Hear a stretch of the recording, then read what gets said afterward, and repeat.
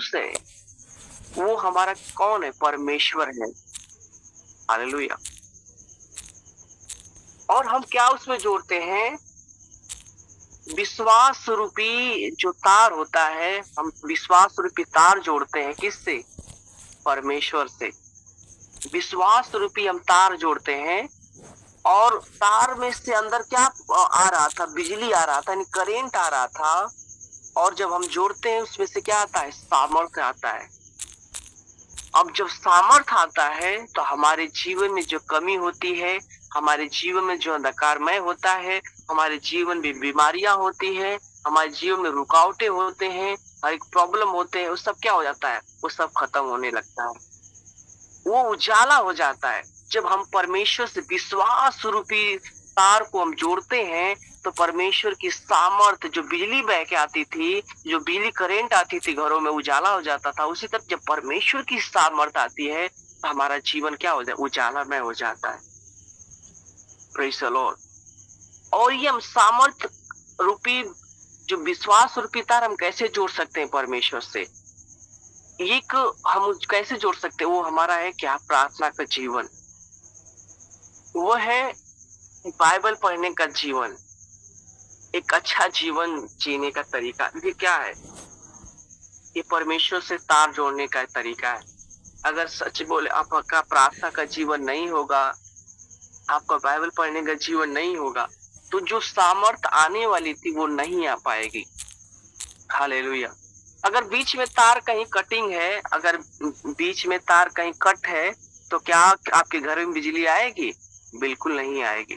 आपने यीशु मसीह से तो आपका रिश्ता जोड़ लिया आपने। आज तो हम प्रभु विश्वास कर रहे हैं, आज हम प्रेयर में जुड़े हुए हैं, लेकिन अगर हमारा प्रार्थना का जीवन नहीं है तो कहीं ना कहीं वो तार कटिंग है। जो सामर्थ आनी चाहिए वो रुकावट हो जाती है। हालेलुया।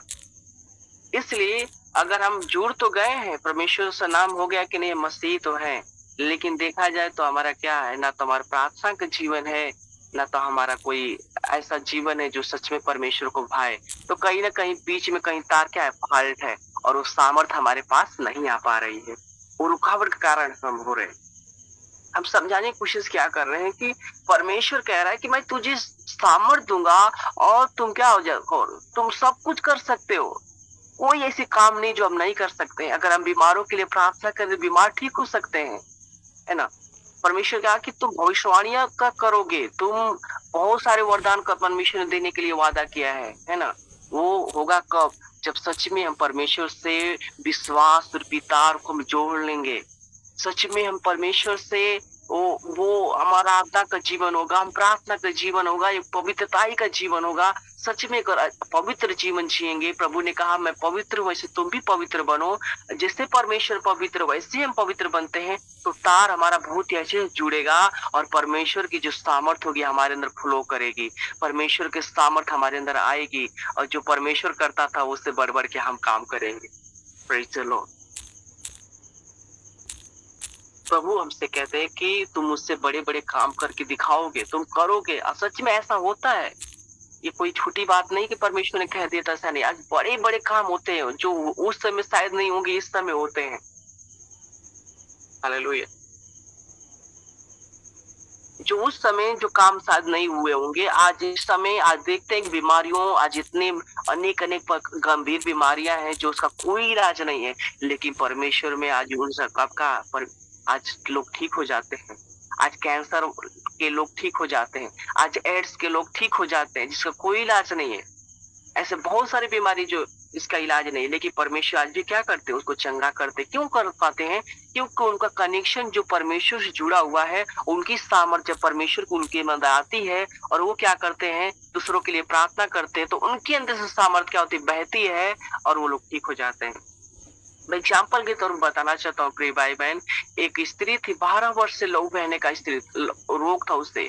उसने बहुत इलाज कराया था अपना, बहुत सारे डॉक्टर वैद्य ना जाने कहाँ कहाँ जितने पैसे थे सब कुछ गवा चुकी थी, हार चुकी थी, अपने जीवन से निराश हो चुकी थी।